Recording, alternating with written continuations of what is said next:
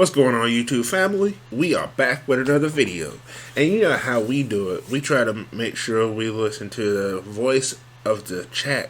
Man, you know, we got another video by request. My homie Irv sent me a request for me to react to the 15 anime characters with the most emotional backstories. And hey, you know, that was actually a dope idea. So here we go. I'm going to go ahead and get into it. But check this out. Like always, before we get into it, make sure you hit that subscribe button and make sure you hit that post notification bell so you get the content as soon as I drop it. And as well, make sure you hit that like button because you know we want the channel to grow. We want the community to grow, have more people to carry on this conversation with. And of course, I love to make sure that my content is being enjoyed by the right people. So yeah, y'all help me with that. But without further ado, let's go ahead and get into it. Now, we're going to go with the big boy reveal today. So, here we go. Again, 15 anime characters with the most emotional backstories. And we got, hey, any anime character. Y'all know there are a lot of anime characters with some daggum emotional backstories. Got you in your feels. Emotional, damn it! Making you feel super sorry for him. These two right here by itself, I know they on the list. But let's take a look. The first one on the list is Levy from Attack on Titan. I know some of y'all are gonna kill me for this, but I haven't really gotten into Attack on Titan. I'm gonna give it another try and watch some more episodes to see how I feel about it. But Attack on Titan was one I didn't really get a chance to see. But, you know, it does say he was the strongest human in Attack on Titan. That's pretty dope. But, hey, if you are the strongest person in your anime, that means you are probably got one of the worst backstories of all. Because it even goes as far as to say that he was a weakling before becoming a tough and strong soldier. Man, there's a lot of backstories like that, but it says he's born to a mother and who worked in brothels to make ends meet. So I mean, I'm telling you, I'm not the type that would be able to overlook that if I saw it happening in real life. If I was well off enough to make something happen for that person. So then let's go ahead to the next one, which is Eri from My Hero. Oh, and this I have watched. Eri from My Hero, I watched season, I think that was 5. That villain of that season was pretty dope, man. But he did this little girl dirty. Bruh, she was taken from her family, and then on top of it, I think they did experiments on her and stuff like that. Her mother disowned her. Man, God bless. Imagine being a little bitty girl, and she still looks like this. It's not like there was a time skip and she got older or whatnot. This was fresh. This was a fresh process right here that we was dealing with. And yo, I admit, this was incredibly freaking sad, bruh. But eventually the heroes did eventually get her away and gave her a nice home to live in. She got a chance to, you know, start living somewhat of a normal life for a little kid with powers like she has. So there is that. But yeah, she definitely had a big sad story. I will give her that without question. No question on that one. Next on the list, Lelouch Britannia of Code Geass. Man, I watched Code Geass, and Lelouch was a genius as a character. Like when you first are introduced to him, he's going around cutting class to go playing chess tournaments and just destroying people of all ages. Grown men wanting to fight this kid because of the fact that he just making them look bad. So yeah, he's a smart kid, but he made me mad a lot of the series. But yeah, as far as his backstory, with the fact that, you know, he was essentially disowned. He ran away from home, if I'm not mistaken. Yeah, so this man, oh, I almost forgot about that. So yeah, this man happened to see his own mother get assassinated, And at the same time, his little sister that he ended up taking with him, and when he ran away from home, was crippled. Man, come on, man. Think about that. You had to watch your mom die, and then your little sister gets crippled. That, how awful is that, bruh? Jesus, bruh. I don't even know how I'd handle that, bruh, if that was me. But then, let's go on to the next person. Ray from Promised Neverland. Bruh, I almost feel sorry. I feel sorry for every kid in that whole entire anime. I watched only a few episodes, and like the way the kids was getting ate up by whatever that was eating them up, it kind of reminded me some Stranger Things type of stuff. I ain't watched neither series, so I mean I ain't really big on that type of stuff. Really kind of comes down to my desire to have kids and not having any, but that's neither here nor there. I really can't watch these type of series where kids get taken advantage of, get killed and stuff like that. It kind of hurts me right here. It hits way different, so I don't really mess with stuff like that. That's just me though. So I'm not even going to stress on this one. But yeah, I definitely feel sorry for all the kids that was in this show, because that was just a whole nother level of like torture.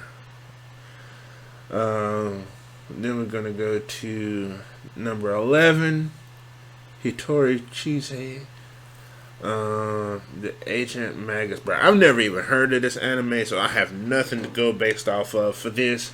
But it does say that, it says Chise's life was good. Her mother and father cared for her, but how things quickly turned to the bad.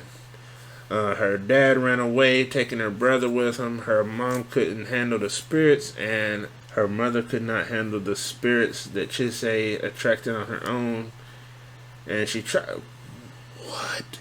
Her mom tried to kill her.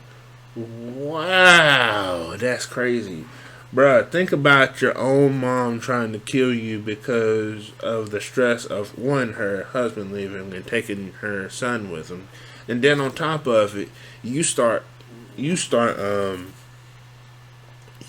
conjuring spirits and stuff like that where they start coming to you, and then your mom tries to kill you.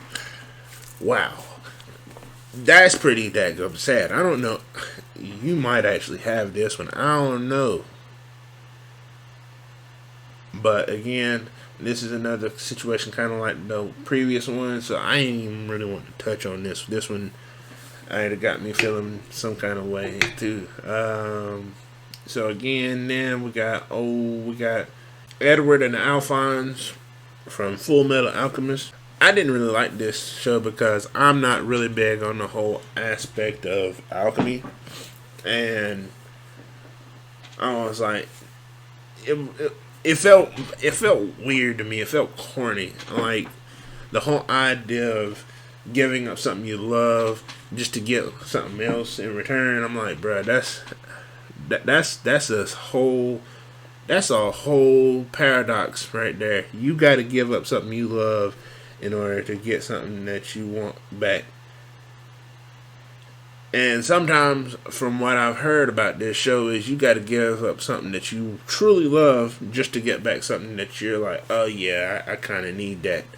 So it's not always even an even exchange. I'm like, come on, bro. I don't even know how I feel about that.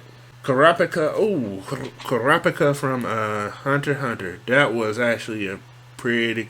His whole entire clan. He had like the whole Itachi Sasuke type of situation. He got his revenge without question because the way he bodies that one dude, like, bro, you went and challenged this dude one-on-one, and if we were just looking at it for what it was, you being the size and shape you are, and this dude being the monster that he looked like, we would have thought you had no chance. But the fact that you pulled out the woodworks, what you did to him,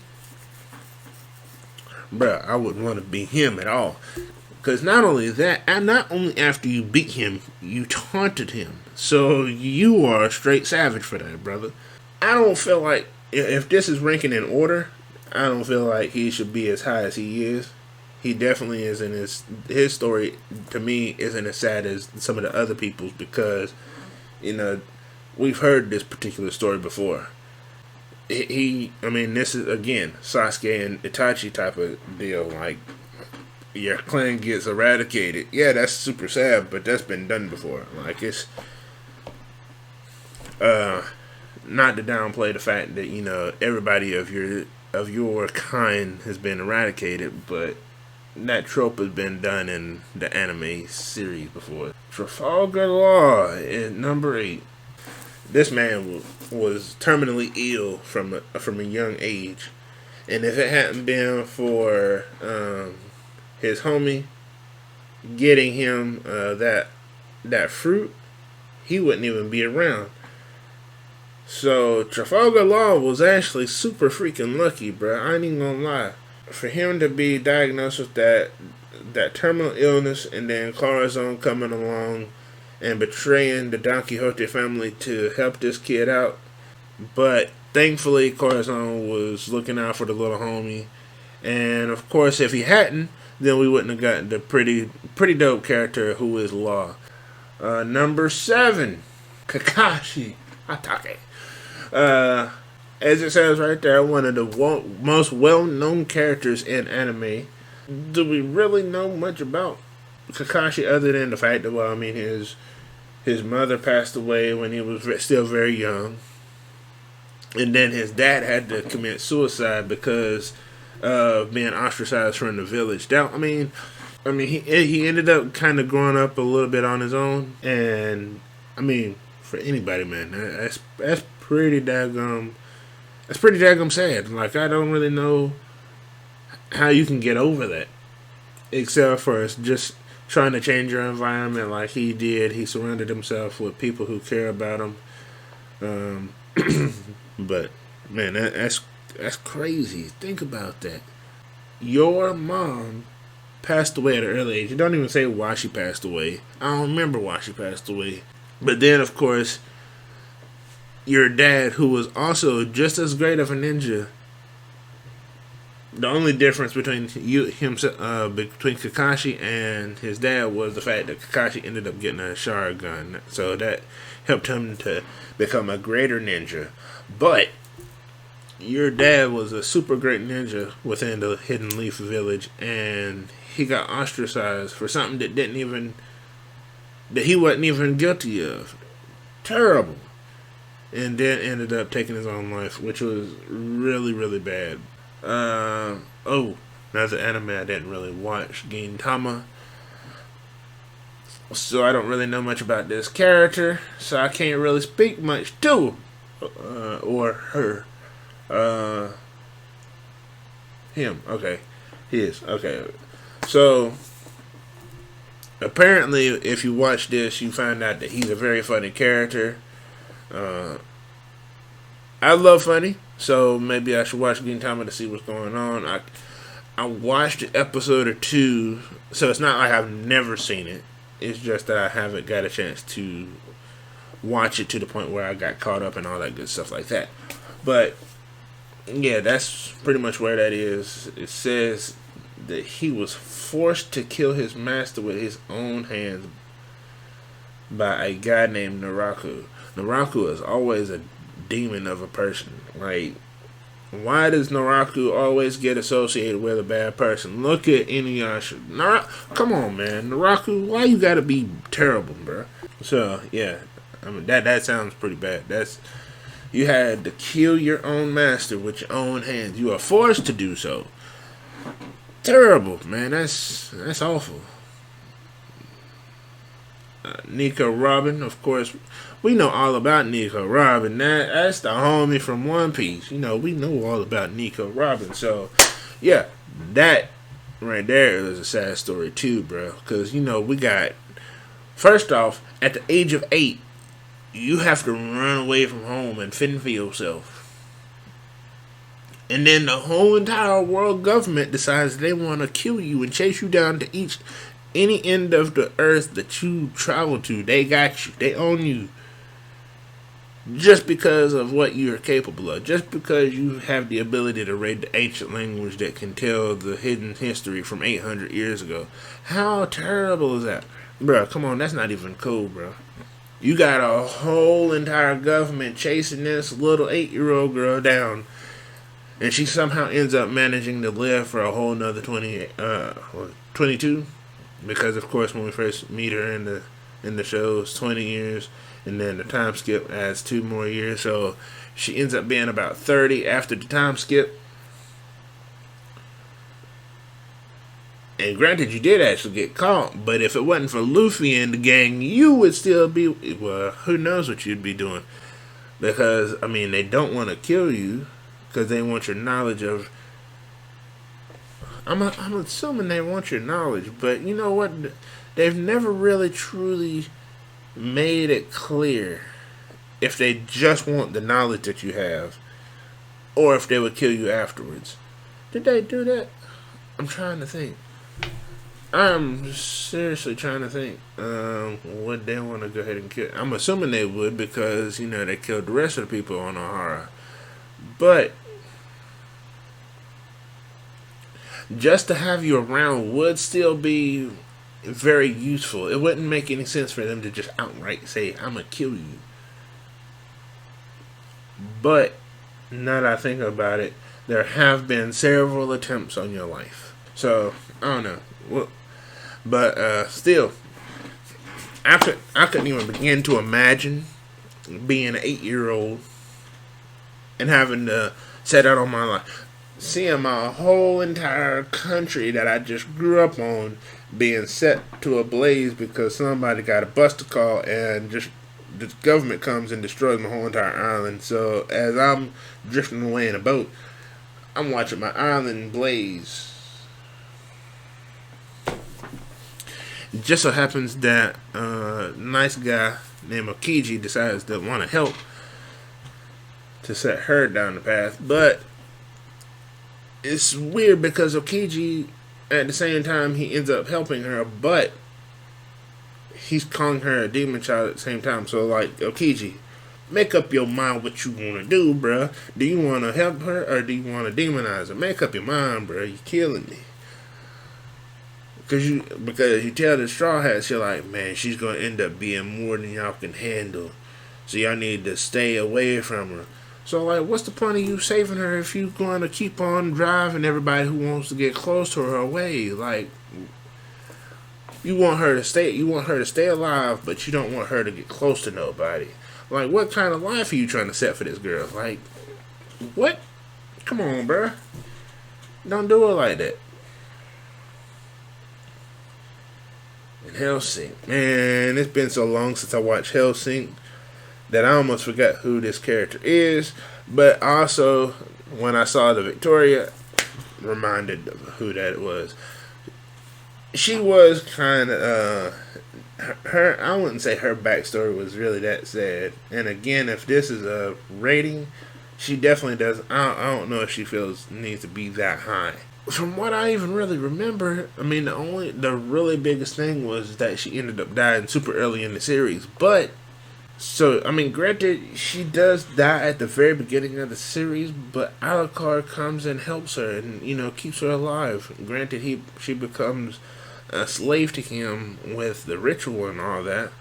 But he also, a few episodes, gives her the ability to, you know, strike out on her own and use the power to, you know, not need him anymore. So I don't know how I feel about them putting her on this list. Yeah, she did get savagely killed, though. I will give her that. She got savagely killed. But I don't even really remember her backstory, like if there was anything that really was like super crazy other than the fact that she died. But when you actually get saved from being killed, it kind of diminishes how sad your backstory is in my book. You know, that's just me. I don't know about anybody else, but that's just me. Now, this man right here, Gara, Bruh. Any of the Jin Cherokee, bruh, alienated for no good reason. Like, they didn't ask to be given the power that they've been given. They were forced. It was forced on them. And then on top of it, not only is the power forced upon them, but then y'all alienate these jokers. Like, how do you do that? Like, how do you force a power on somebody and then alienate them because they have it?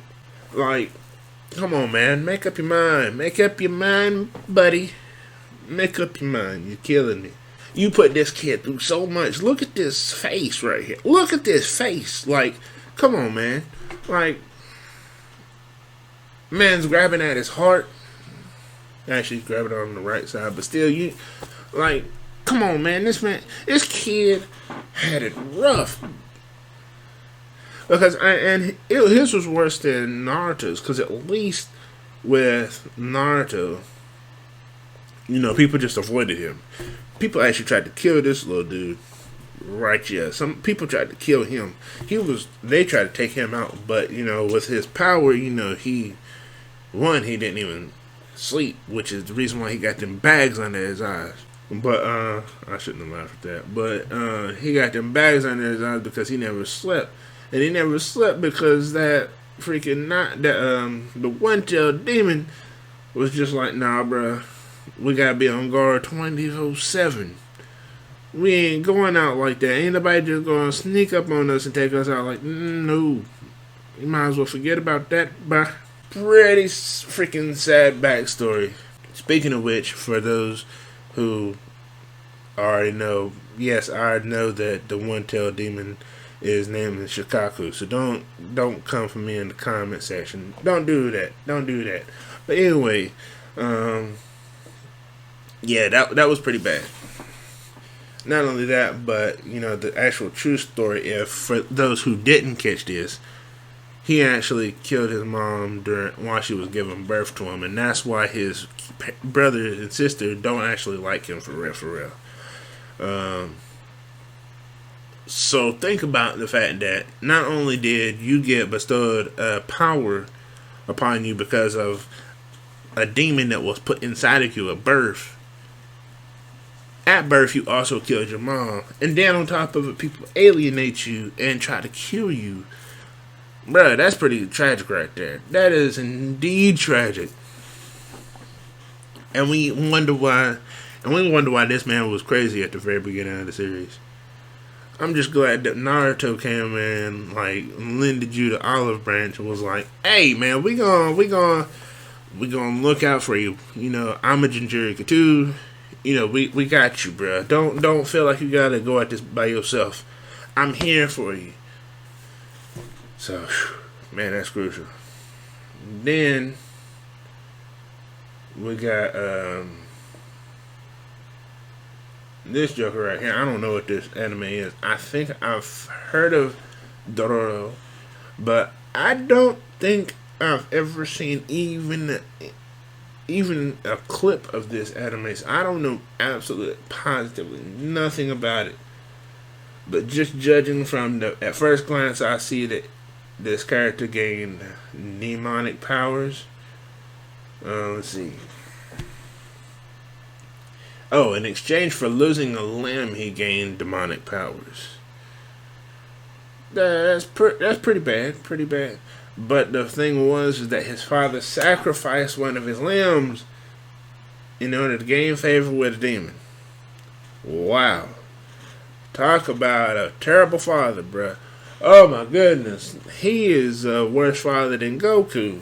And we know how bad of a father, anime father Goku is. And that's saying a lot. This man sacrificed one of his son's limbs to gain favor with a demon. And when he got rid of the limb, he got demonic powers. And bruh, that is a selfish freaking father right there. That is a terrible father, bruh. I'm really hoping that you did some beast mode stuff with that demonic powers, because, like, bruh, your dad need to go away from him. That's just hands down. Your dad need to go away from here. That's crucial, bro. Then we got this man Guts from Berserk. So, and I already know this is the reason why my homie Irv really wanted me to do this list to begin with, because his boy Guts from Berserk, this is his favorite character. He done went and read the whole entire manga from start to finish within like a month. So I mean, he going crazy over here. And this character, he got a pretty emotional background. So first off, born from the corpse of his mother and taken. Dude, imagine getting pregnant. Your mom being pregnant, and once she's dead, you're still alive. In a few minutes, you still have somebody takes you out of her womb and man, are you serious? Ah, dang, bro. Then not only that, but the person who actually does this incredibly wicked deed falls from the plague. Which, hey, I ain't gonna lie, bro. You take somebody from a corpse, regardless of the reason, you might have deserved that, bro. The only way that I could say that you didn't have that coming is if you did it because you was like, oh, the mother's dead, but the baby's still alive. Let me save the baby. I hope that's the reason why you did it, because the first thing that comes to my mind is that you probably killed the mama and then took the baby because you wanted to. That's wild, bruh. And then all of that, it says that his luck gets worse because he gets sold into a mercenary guild. Bruh, what? You get sold into a mercenary guild? Come on, bruh. How does that happen? And then the person... Okay, so, yeah, based on what I'm seeing here with the fact that the person who sold you to a mercenary guild became handicapped, yeah, you deserve it, because it says right here that you abused Guts, both physically and mentally. You even attempted to kill this guy, but Guts did pull through everything. He strong-armed everybody, and he ends up busting your head, and rightfully so, bro. So I can only imagine that the first person that you dealt with that robbed you from your mom's dead body probably had ill intentions too. He probably the one who actually did the deed. But I mean, that's the list. There we go. Man, that's crazy. Speaking of RIP to the creator of Berserk, because he just recently passed. So I even got the little prayer break. Well, these are actually Unity bees, but prayers up for the family of the author of Berserk, because he just recently passed. Man, but hey, again, y'all tell me what y'all think about this in the comment section down below. I'm gonna get up on out of here, cause I gotta say, man, this was one crazy list, and I don't even know. Sheesh, bro. I'm at a loss for words. And that don't really happen very often. But I'm gonna catch y'all in the next video. Peace.